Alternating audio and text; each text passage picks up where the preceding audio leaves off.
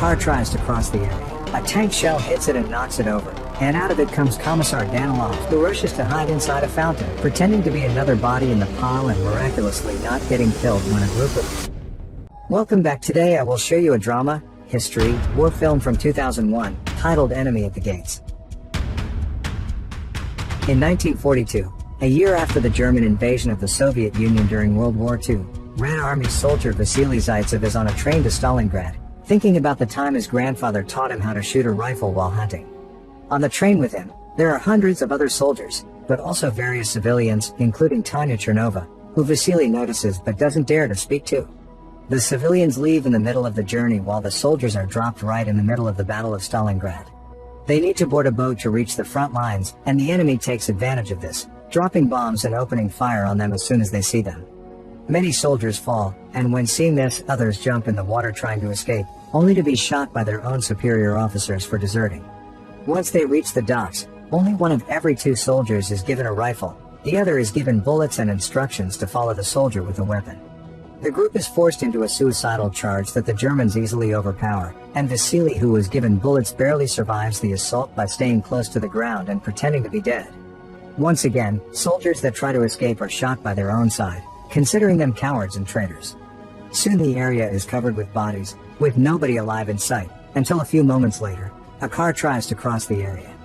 A tank shell hits it and knocks it over, and out of it comes Commissar Danilov, who rushes to hide inside a fountain, pretending to be another body in the pile and miraculously not getting killed when a group of Germans drive by and shoot at the bodies to make sure there aren't any survivors. Once they're gone, Danilov takes a rifle from one of the bodies and tries to shoot some soldiers he can see in a nearby building, but the weapon is out of ammo. At that moment, Danilov discovers he actually isn't the only one alive in the fountain. Vasily has been hiding there as well, and he asks him for his rifle so he can load it with the bullets he was given when he arrived. Vasily also tells him he should wait for an explosion to shoot so they aren't discovered. But since Danilov is a political commissar, his experience with weapons is limited, so he lets Vasily have the rifle instead. As another car with soldiers arrives, Vasily moves behind a hole on the fountain wall, and as soon as he hears an explosion, he starts shooting each German one by one on the head with absolute efficiency. Hours later, once they have been rescued and taken back to headquarters, Danilov prints a series of pamphlets detailing Vasily's heroic feat. Many days later, Chairman Nikita Khrushchev arrives at Stalingrad to coordinate the defense of the city, since Stalingrad is a symbol of Stalin's power and they can't afford to lose it.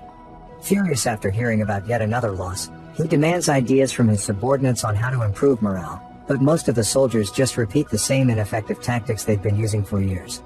Danilov, however, proposes something different. He thinks that instead of punishment, they must deliver hope. They should create a hero and inspire people, to make them want to protect the motherland, and he has the perfect hero for that job. Danilov's idea is approved and he gets promoted to senior lieutenant. Vasily's face now appears in the newspaper, presenting him as an example to follow. He's also been promoted, in his case, to the sniper division. From then on, Vasily becomes the face of the Russian army, both a national hero and propaganda icon, and his exploits would appear on every edition of the army's newspaper, plus on pamphlets that would make their way all over the walls of the country. One day, during one of his missions, Vasily and his team are found by a young boy called Sasha Filippov, who admires Vasily. He invites him to his very humble home, where his mother, Mrs. Filippov, prepares him dinner as thanks for what he's done for their homeland. Soon after they make it there, Danilov arrives as well, bringing letters from Vasily's fans from all over the country. To keep up with the plan of hope and propaganda, Danilov makes him reply to all of them, although he's the one that tells Vasily what to write, especially since he has to help him with spelling. One more person arrives after they begin, Tanya, the girl from the train, who is like a sister to Sasha and has become a private in the local militia. She's also fluent in German because she's studied at the university. Danilov wants to recruit her because they need more soldiers that understand German, but Tanya would rather stay and fight, especially since the local militia are short on men. She changes her mind when Danilov explains how much she could help them by decoding Geram intel, and that he'll send 12 soldiers in exchange for every person that speaks German. Meanwhile, the German army is starting to suffer the toll Vasily and his team of snipers are causing in their ranks, so they summon German Major Erwin Koenig, a renowned marksman and head of the German army's sniper school at Sasson. He's tasked with killing Vasily, and Koenig prepares a plan to make Vasily come to him instead of doing the chasing. Some hours later, Vasily is woken up from a nap by his team because there's some trouble in the department store sector. Vasily shoots a shadow in the window and a helmet falls, so believing they've hit their target, he takes Ludmila with him to find the body. The companion they leave behind is shot as soon as they're gone. The duo makes it inside the department store and sneaks around until they reach the window, only to find that the shape they had seen is a mannequin posed to make it look like a sniper. This is obviously a trap, and when Vasily finds a cigarette butt on the ground, he realizes their enemy is still there, watching them. He thinks they should take it easy and stay hidden until they think of a proper plan to escape, but as planes start arriving and bombing the area, Ludmila gets scared and runs away, giving Koenig the perfect chance to shoot her, but Vasily escapes before Koenig can do the same to him as well.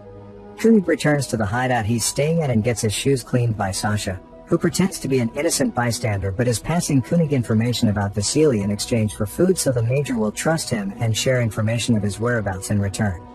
When the Red Army learns that the Germans are using Koenig, they bring over a former student of his, Kulikov, to teach Vasily how Koenig thinks and help him kill him. Before returning to the field, however, Vasily must attend a special party in his honor. After saying hello to Tanya, he's dragged by Khrushchev to see the journalists, answer questions, take pictures and look at a giant Stalin painting, because according to Khrushchev, he's always watching over his country. Seeing the painting makes Vasily think of the day his grandfather taught him to shoot again. It turns out he failed his first shot and that allowed the wolf to reach their horse and eat it. Some days later, Vasily, Kulikov and another member of the sniper team, Volodya, enter an abandoned building where they have been told they could find Koenig. As they sneak around as carefully as possible, they find a body in a shooting position, posed like the last trap. This means they're on the right track. After crossing an open area and luckily avoiding all bullets from the enemy, they manage to shoot 2 different repair guys before it's time for dinner. Volodya leaves his partners for a moment to retrieve the soup he had been heating in another room, but gets captured in the way. Koenig and his team try to make him confess where Vasily is hiding, but since Volodya won't talk, they dress him up as their own and send him out to pretend he's another repair guy. Without knowing who it really is, Kulikov immediately kills him, revealing their location on purpose so when he makes a helmet appear at the window, the enemy will shoot it and reveal their location as well. Koenig doesn't fall for the trap, so the duo decides to relocate, but when they jump an open section of the floor, Koenig takes the chance and shoots Kulikov while Vasily escapes safely. This constant chase between Vasily and Koenig is taking too long, and an impatient Khrushchev is starting to get on Danilov's back. After their meeting, Danilov goes to see Tanya to bring her a gift and try to court her, but she surprises him by asking to be reassigned. Some hours later, Vasily returns to headquarters and his mood isn't the best. He's never seen a shot like he's seen today, and thinks Koenig may be too good for him to beat. Danilov promises him they're getting new intel and that next time, Vasily will be 1 or perhaps even more steps ahead of him, so he has nothing to worry about. But he does ask for a favor in return. He wants Vasily to talk to Tanya and convince her not to ask for that transfer. When Vasily tries to do so, Tanya explains that she asked to be transferred because earlier in the morning, she learned her parents were among a group of prisoners that were executed by the Germans, and she wants to go there and fight. Understanding her need for revenge, Vasily gives her Kulikov's rifle. After Sasha shares information with both of them, Koenig and Vasily go to the same abandoned building, thinking they will surprise the other. While Koenig waits at an elevated platform, Vasily and his sniper partner enter through and hide behind the pipes, the shaking of which alerts Koenig of their position. As soon as the duo tries to move, Koenig shoots them, causing Vasily to lose his rifle and his companion to get hurt. Vasily sends his partner back to headquarters since he can't do anything in that state, and while the sniper makes his way back into the pipe, Vasily tries to recover his rifle by tying some rope to a knife and throwing it at the weapon to drag him towards him. But when he finally manages to land it correctly, Koenig cuts the rope with an easy shot. When some German planes fly by dropping some bombs, they shatter the glass roof, and some of the shards fall in front of Vasily, giving Koenig a full view of his face. At headquarters, Danilov is trying to convince Tanya not to fight, that her skills are more valuable in the intellectual field. Their argument is interrupted by the returning sniper, who tells them what happened. Tanya doesn't hesitate to go through the same pipe route to reach him in order to help, but as soon as he sees her, Vasily tells her to stay where she is and follow his plan. The same way Koenig has been watching him through the glass, Vasily has also used a shard to watch him in return, and thanks to this he knows his location. He asks Tanya to grab another piece of glass and turn it until the light reflects on it and blinds Koenig, creating an opening for Vasily to safely recover his rifle and shoot him. He doesn't manage to kill Koenig, but he does hurt his hand. Later, when Vasily and Tanya return to headquarters, they celebrate being alive with the rest soldiers. The next morning, Vasily asks Danilov to stop writing about him. He can't carry this weight on his shoulders anymore, and he wants to fight as a regular soldier.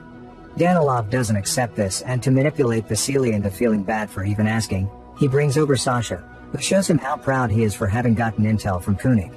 With the kid looking at him with so much hope in his eyes, Vasily can't say no, and he allows Sasha to guide him to the area where Koenig will be waiting. The ground is covered with bodies, so Vasily hides among them and proceeds to wait for Koenig to show up. There's an issue, however. He spends so much time waiting there that he falls asleep. When Koenig finally sees him from his hiding spot, he is about to shoot him, only to suddenly see a looting soldier appear between them, moving Vasily's body as if he were dead and easily stealing all his belongings. The German army captures this soldier and finds he stole Vasily's ID, which makes them think Vasily is dead. Koenig doesn't agree, but he's dismissed anyway. Refusing to go home while Vasily may still be out there, Koenig talks to Sasha again and, already suspecting what may be happening, tells him which his next location will be. At the Russian headquarters, Khrushchev finds out the Germans are passing around the news of Vasily's death and gets furious at Danilov, who doesn't believe it. Khrushchev doesn't care if it's true or not. He wants Danilov to do his writing magic and convince the public everything is fine. Afterward, Danilov tries to talk to Tanya about her possibly traveling to his house, but they're interrupted when the loudspeakers start announcing Vasily's death as well.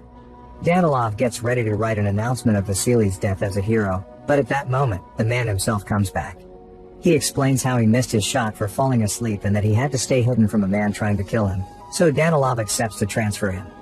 Then Vasily asks about Tanya, and Sasha tells him he knew he was alive and told her, so she's gone to the station to find Koenig and get revenge. Danilov and Vasily rush to the station to rescue her, so when he returns to headquarters, instead of writing his report about Vasily's heroism, he communicates to the world that Vasily became a traitor. What they aren't aware of is the fact Koenig has seen them at the station, and now knows for sure that Sasha has been passing on the information, so he captures the kid and hangs him off a pole to bait Vasily. The one who almost falls for it when seeing the body though, it's Tanya, and she doesn't go after Koenig only because Vasily stops her, saying that's what he wants. They agree on a plan. While Vasily goes after him, Tanya asks Danilov for a favor and together they go to see Mrs. Philippov to get her out of the country with a special pass Danilov got for her.